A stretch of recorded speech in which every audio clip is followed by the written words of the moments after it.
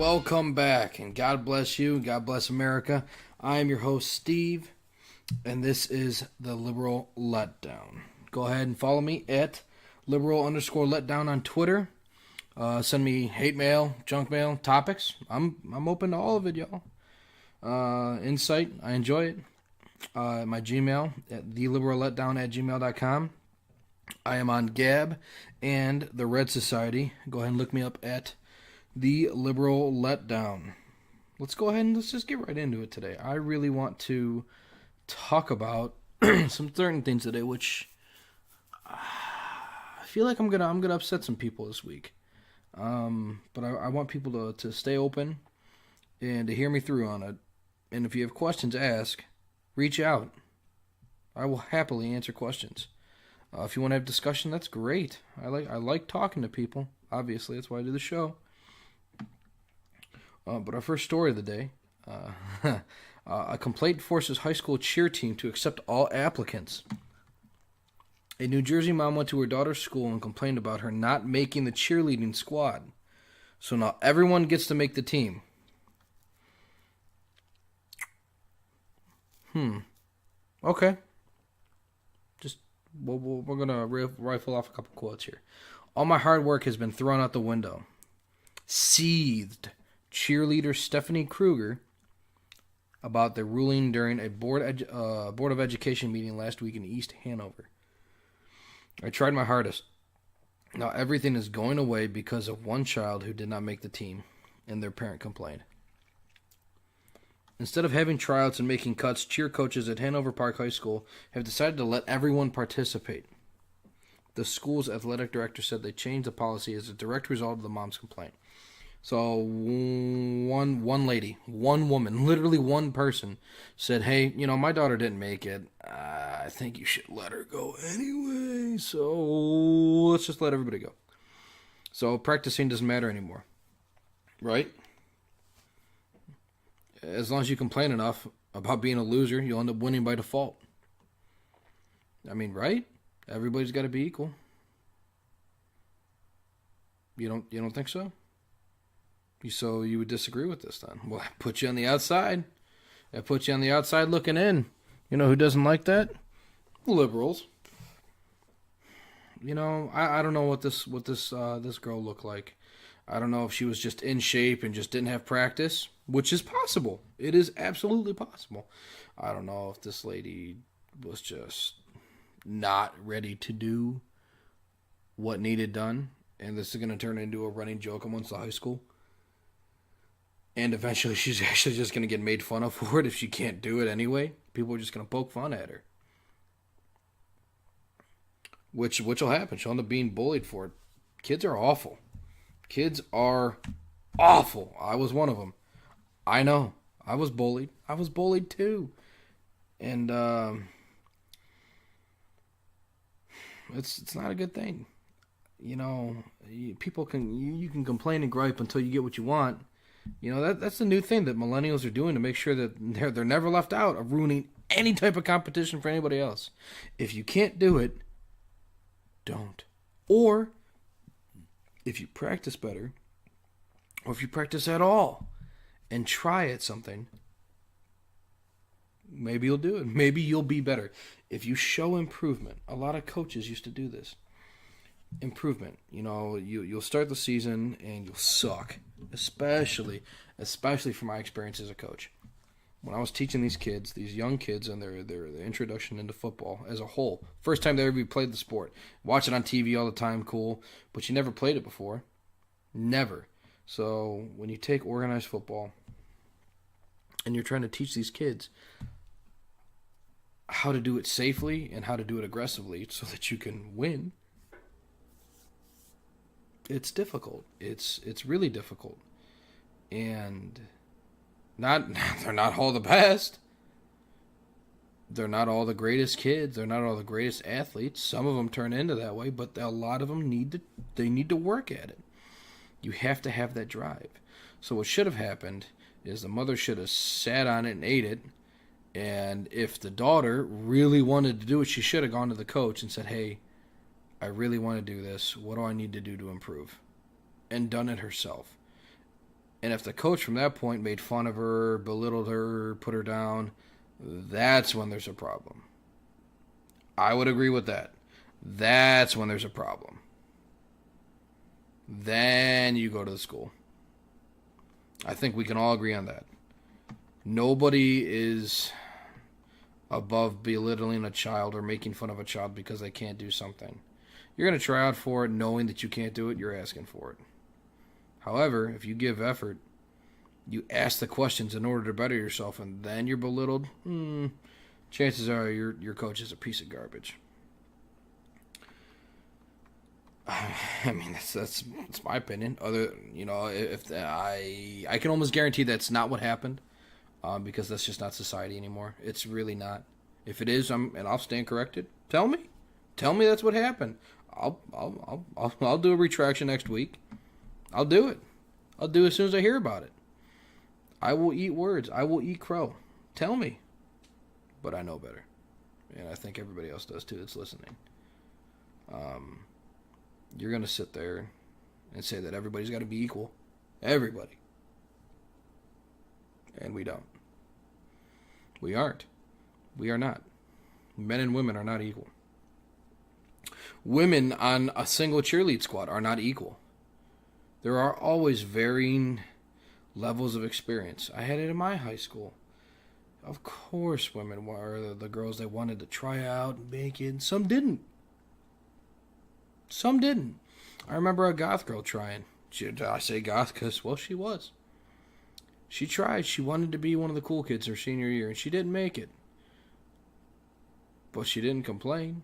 The cheerleaders actually saw it as a sign of respect, and they became friends afterwards, which you don't think you hear about nowadays. But I think that goes to show for the character of the cheerleaders at the time. All right, moving on. Second story. This might shock some people. It did me. It really did. Terrorists are still recruiting on Facebook despite Zuckerberg's reassurances. Now go ahead and forgive me. I got a little bit to read out here to quote the article a little. So if you guys read it or not, I can give you a little bit of insight before I talk about it. So a lot of people saw the past month, Zuckerberg, he boasted to Congress and investors that Facebook Incorporated's artificial intelligence programs are turning the tide against extremism on his site. Here's a quote. One thing that I'm proud of is our AI tools that help us take down ISIS and Al-Qaeda related terror content, with 99% of that content being removed before any person flags it to us. That's great. I agree with that. The chief executive said on April's earnings call. Facebook executives repeated that number on stage at early May's annual developer conference, but applies only to posts by those two groups. Many others seem able to recruit more or less as they please from the site's audience of 2.2 billion. So, sure, ISIS and Al-Qaeda can't do it. 99% of their stuff is gone before people even see it. But it's just those two groups. Think about that. Think about that. Just those two groups. At least a dozen U.S. designated terror groups maintain a presence on Facebook, a review by Bloomberg Business Week shows. That includes Hamas, Hezbollah in the Middle East, Boko Haram in West Africa. Hamas and Hezbollah in the Middle East, Boko Haram in West Africa, and the Revolutionary Armed Forces of Colombia, or FARC.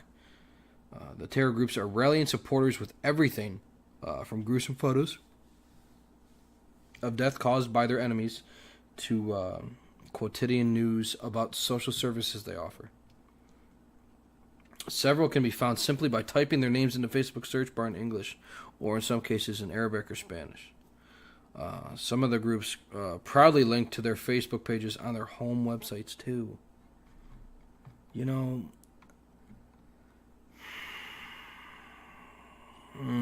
this pisses me off. I have my own views on Islam as a whole, let alone terrorism, and the persecution that Jews and Christians are undergoing throughout the world right now, especially in the Middle East, and the slaughter and genocide that is actually happening that people are ignoring.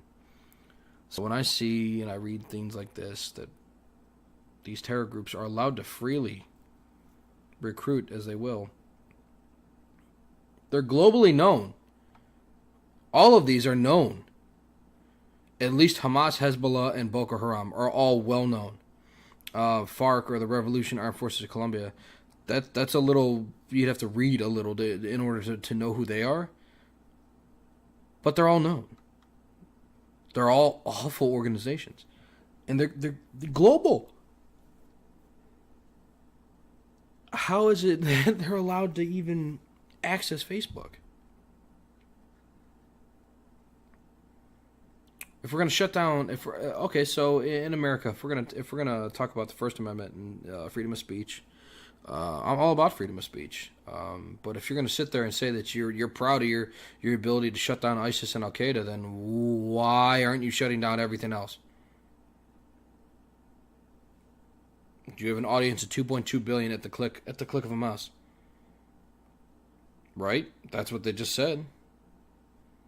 That's what I just read to you. 2.2 billion at the click of a mouse. Why is that not shut down? Conservative voices are being silenced over nonsense, over nothing. But literal terrorist organizations are openly finding new members without persecution. They do this at will. 2.2 billion.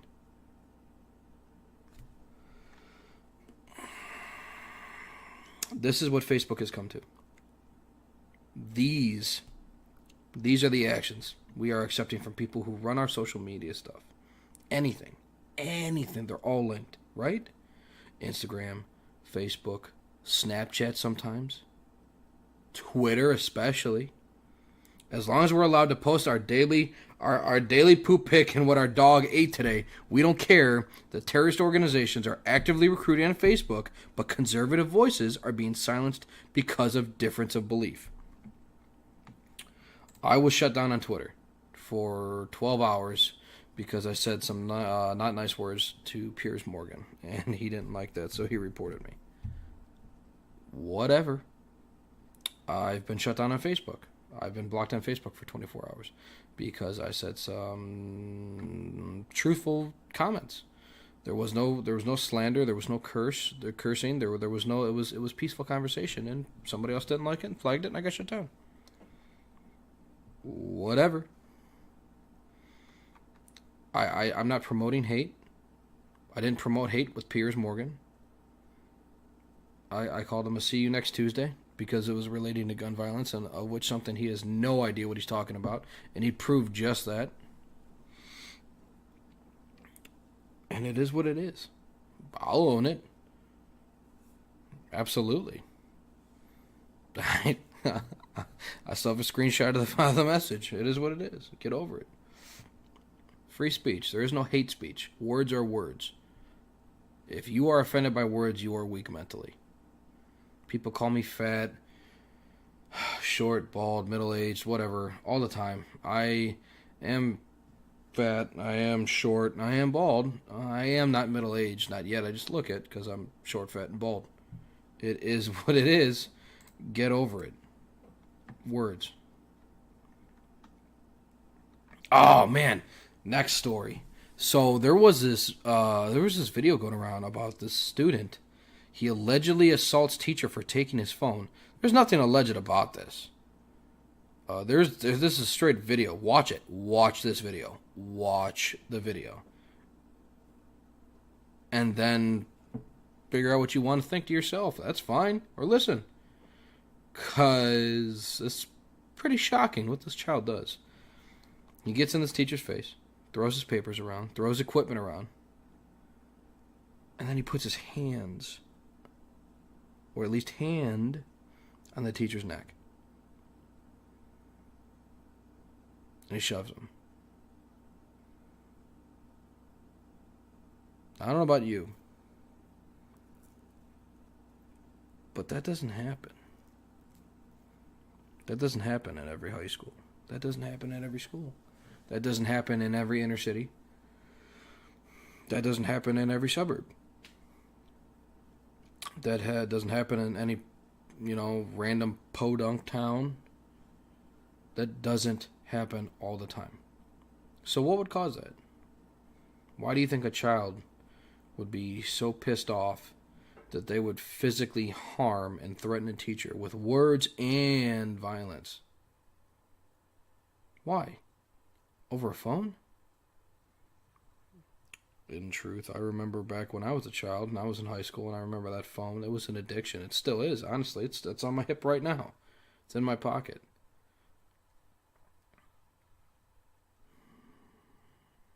Why? Why is it an addiction to us?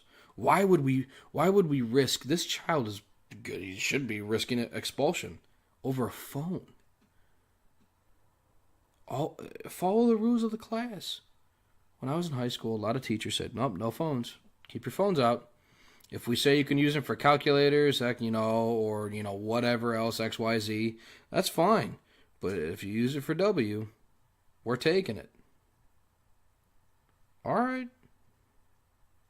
Everybody said yes, and the people would always get pissed when they lost their phone. Always. Always. And then sometimes some teachers would, oh, well, it's going down to the office. You want it? You got to pay $10 when you get out of school. That's what pissed people off. You got to pay to have your property back. Right? That's how you should see it, right? It's yours. But you're not following the rules of the school, of the institution of which you are currently attending. So is it actually yours? The answer is no. Because typically in high school, you ain't paying for it either. Parents are paying for it. Your parents can throw a fit about it. That's about it. What else are they going to say? What could they do? They could pull you out of school? Sure. Whatever. Is that really hurting the school? No. No, it's not. Especially a public school. Doesn't matter. Doesn't matter at all. The only people it's going to hurt is maybe private school, which you got to pay for because they're losing that check. Right?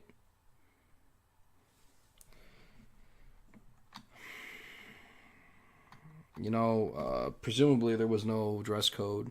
There was no order, so I would have to assume that this was a public school of sorts. That's what your tax dollars are going to. Why would anybody want to teach there? Would you want to teach there as a teacher? Would you want to be that guy right then and there in that moment with kids sitting there filming him being humiliated by a student over a cell phone? Having his papers, his livelihood, other students' work thrown around the classroom, his equipment thrown around the classroom because of a phone. That's what your tax dollars go to pay for.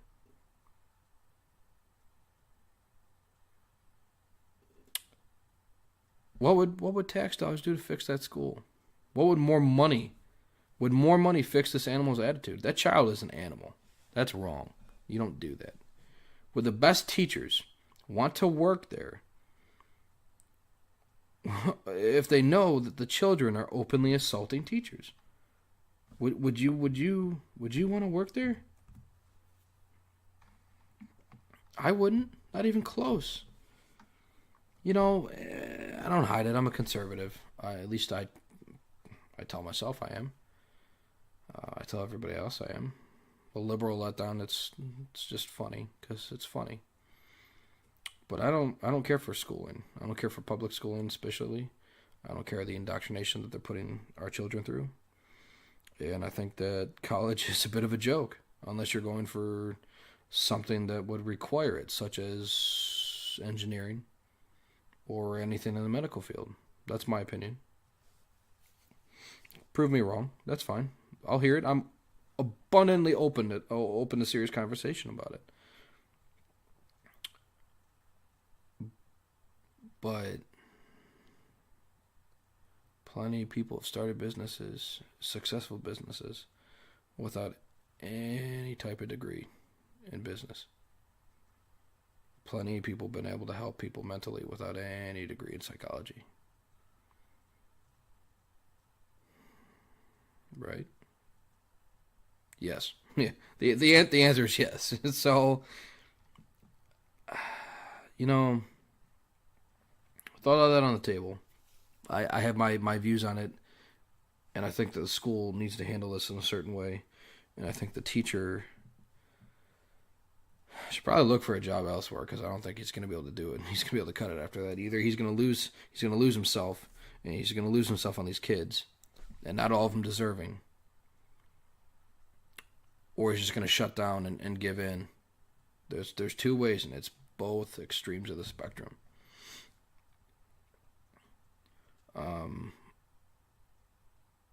But I feel he should leave. He should probably find employment elsewhere. You don't get humiliated like that. It gets posted on the internet, and you just go to work the next day. There's no way. There's no way. If you do, you're probably not all there. I don't know how I would be able to continue on with my day if a child choked me and demanded their phone back, and I just go back in on Tuesday going, oh, beautiful day, isn't it? That doesn't work like that. With all that being said, I love history. History is one of my passions, has been since high school. I actually wanted to be a history teacher at one point. And if I'd gone to school, because that's what you have to do in order to be a teacher, in order to be a history teacher, there's no way I'd willingly place myself in a situation as to where a child could place their hands around my neck and threaten me, all because I initially stood by the rules of the school or of the classroom when dealing with phones or anything else. That's unacceptable in the highest form. And I don't feel anybody, whether I disagree or agree with schooling or teachers in general, should be placed in that situation unless you sign up for it. If you're a cop or a firefighter, you know what you're signing up for. Flat out. You know what you are there for.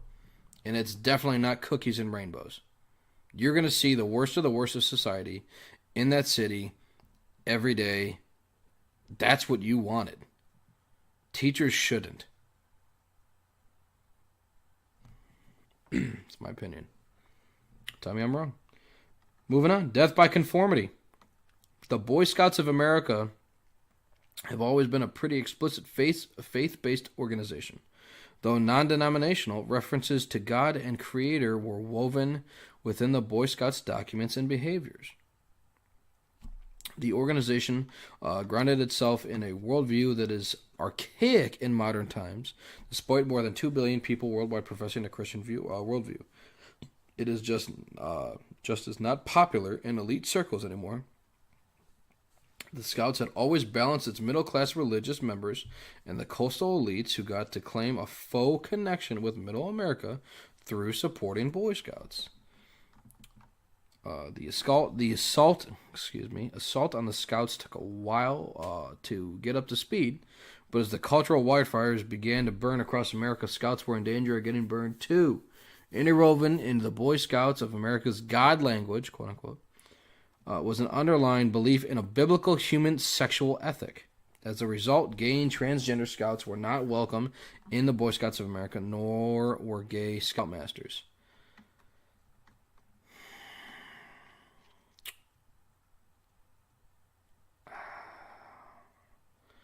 So, the way I look at the gay community as a whole is going to sound barbaric. It's going to sound wrong, and you're probably going to disagree with it. I am a Christian. I am a devout Christian. I was not a part of the Boy Scouts, nor did I know that they were actually a God-fearing, believing organization. I didn't know. Because I was never a part of it. I never had any interest. That wasn't me growing up. So, finding that out, this all makes way more sense now as to why the gay community would want to tear it down. It really does. The gay community is like a child that you say no to.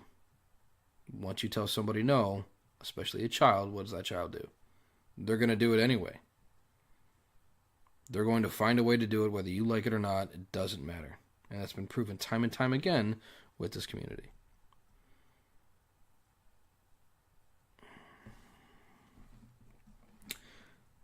Saying that, I have heard arguments from both sides on this issue.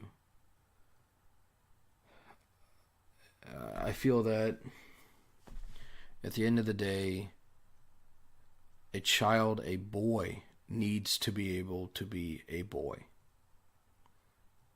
You need to do boy stuff. You know what boys do, 10, 11, 12 years old? They beat the crap out of each other and wrestle in mud and dirt and grass and snow and rain. I mean, they do this stuff. This is what kids do. They pick on each other, they fight, they beat the crap out of each other.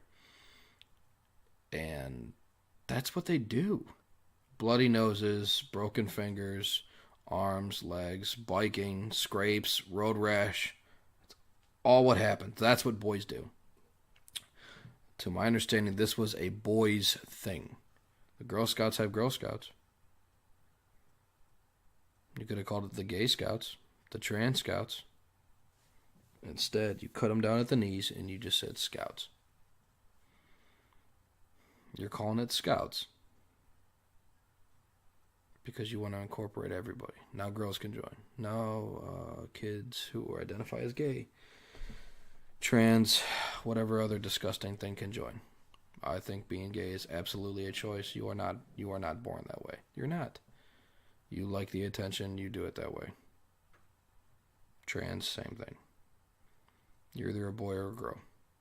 If you're trans and you haven't had surgery to transition, you're disgusting to the highest order. You are the worst of the worst. Girl Scouts gonna be pissed. They haven't changed anything. They were starting to accept more people, brought a range. But now the Boy Scouts just let in everybody. So it's just the Scouts. So eventually what you're going to see is the Girl Scouts are going to fade away because they don't have a choice because they can't compete. And it's all going to be just Scouts. Out of necessity to survive. And there's going to be branches within the Scouts that support individual sexuality. It's going to happen. It's going to have to happen. Because the LGBT community is going to want that. Trans kids are going to want to be with trans kids. Gay kids are going to want to be with gay kids. And if they let the gay scoutmasters in, which I believe they are, you're putting potential pedophiles in with children. They cited in the article that there were some 2,000 scoutmasters that have been either reported or convicted, and that is high, absolutely. Now, I don't know the overall per number of scoutmasters as a whole, but I'd be abundantly willing to bet it's in the very low singular percentages of this chance happening, if that. But that's not my choice to make that. I don't have children. Not yet. And I was never a part of the Boy Scouts. You always hear the jokes. You know. You ever watch South Park? And they make fun of them.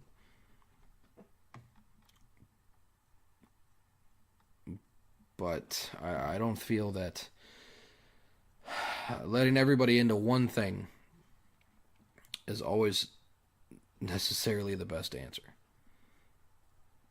If you're born that way as a boy, yeah, sure, you have boy stuff. Girl Scouts have girl stuff. If you choose to be gay or trans or LGBTQ, whatever, then you have your own. I don't think anybody would be upset with that. It would be no different than schooling today and the indoctrination that people receive, children specifically receive today. It wouldn't. I wouldn't be against that. Start your own organization. You have it already with your protests and your public speakings. Why not? Start your kids. Kids are the topic about kids and transgenderism is booming more than ever today. Why not? This is going to be the last article, and this is an article that has kind of struck a nerve with me. I guess seemingly today all of them did. New Chicago art exhibit erroneously claims buying guns in city is as simple as renting a bicycle. So if you know anything about me or about this show or about being a conservative, you know that this is infuriating. And also one of the biggest lies that is being spread across the country at the moment. The message behind a new art exhibit in downtown Chicago is that buying an AR-15 style rifle is as easy as renting a bicycle. As it turns out, that couldn't be farther from the truth, especially in Chicago. Who saw this coming? But to make its point, the exhibit features replicas of AR-15 sitting in a station that looks like a bike rental rack, reported IJR Red, a conservative news and commentary website. Okay. The display was created by the Escape Pod and Brady Center to Prevent Gun Violence. But guess who has helped promote this piece? I'll give you a couple seconds to guess. Just guess. It's a news network. 3 letters. Oh, it's CNN. All right, so CNN helped promote this piece, and it's just a straight-up lie. So Max Samis, press secretary for the Brady Center, told CNN, "Our hope is to raise awareness of this important issue. We're hoping the Chicago community can take advantage of this and learn how simple it is for a civilian to obtain a weapon of war." Stupidity. Vinnie Warren, the Escape Pod executive creative director, added, "Our goal here is to start a conversation on one of the more burning issues of our day and in the process raise much needed funds for the Brady Center to prevent gun violence. This issue is especially relevant to our hometown of Chicago, which has suffered more than most from the plague of gun violence." Okay. So you're going to say that Chicago has suffered more than most from the plague of gun violence. What does Chicago have that more than most don't have? Gun laws. Okay, good. Okay, I'm glad we agreed. Gun laws. Good. Okay, moving forward. Yeah, gun violence is rampant in your hometown because nobody can defend themselves and the criminals run the show. There you go. What do you think about that? You like that one? Tell me I'm wrong. Prove to me I'm wrong. Prove to me anybody who says that anything even remotely close to the same is wrong. What a common quote you hear when talking about guns, and women specifically, okay? A gun is the great equalizer. Do you know in Baltimore, right now, who, by record numbers, mind you, are obtaining concealed carry licenses, permits? In Baltimore, it's women. Record numbers. Late last year into this year. You know, naturally women, you're not as strong. Women are not as strong as men. So typically in order for women to defend themselves, they need a weapon. There you go. Great equalizer. Dangus. Pop. Now, the way I look at it is gun violence across the country, it's largely due to gang shootings, and because liberals include suicides in their stats on the liberal media websites everywhere, it inflates it falsely. People who want to commit suicide are going to do it. People who look to do it initially. Depression, mental disorder, attention. If you do it with a gun, you mean to do it because there ain't no going back. You put it in your mouth, you pull the trigger, you're done. It's over. You come back from that, you're gonna wish you didn't. I've seen what happens when it doesn't succeed. It's some carnival ride stuff. It's some House of Horse stuff.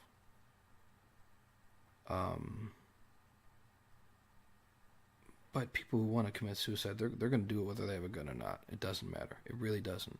If you mean to do it, you're going to do it. I mean, come on. Famous person recently did it. Slit their wrist. I mean, jeez. You're going to do it. You want to do it. You're going to do it. Nothing's going to stop you. I would say that claiming to have a higher percentage of gun violence means that there's a problem. And apparently eliminating the ownership and carrying of guns in your city is probably not working. It is not easy to obtain a firearm in Chicago. Not even close. I would have to say, and gun violence in America is not the worst in the world. And because in most states the ability to carry guns ensures the safety of millions of Americans every day, this without a doubt proves that Detroit, Chicago, New York, and now London, okay, are among the highest in homicide rates because of the inability of their own populace, their people, to defend themselves from the criminals who obtain guns illegally. It's all illegal. It's all of it. No legal gun owners who follow the law and have a license to carry legally have committed any type of mass shooting that I know of. None. None. None of them. None of them are NRA members. None of them have their CCW licenses. None of them are just carrying one day and then, just randomly in a grocery store, just whip it out of their belt and holster and just go at it. None of them. You don't know. I carry every day. Nobody knows. Shake people's hands. Smile. Kind. Be nice. It is an everyday thing. And because of the background checks that you have to pass, because of the qualification you need to go through in order to be a part of it, it rules out a lot of the trash of the world, of America specifically. So, I'll leave you with this question. Stats show that gun violence drops drastically in cities in which citizens are allowed to defend themselves. So would you rather live in a city that denies your ability to defend yourself, such as Chicago, or live in the safest city in America, in Boise, Idaho? And by the way, in Boise, it's legal to carry outside city limits without a permit at the age of 18, and legal to conceal carry throughout the state over the age of 18 or over the age of 21 with a carry permit. So you still have to go through that background check. You still have to be legally authorized in order to have that permit. Think about it. That's the show today. Thank you so much for listening. I appreciate it. God bless you. God bless America. Once again, go ahead and follow me on Twitter at liberal_letdown. Gmail. Send me stories, insight, feedback. I am all ears. You want to be on the show? We could probably make something happen. Let me know. I'm all about it. I like having people on. I like talking to people. theliberalletdown@gmail.com. Go ahead and find me on Gab and the Res Society at The Liberal Letdown. Thank you once again. Enjoy your night.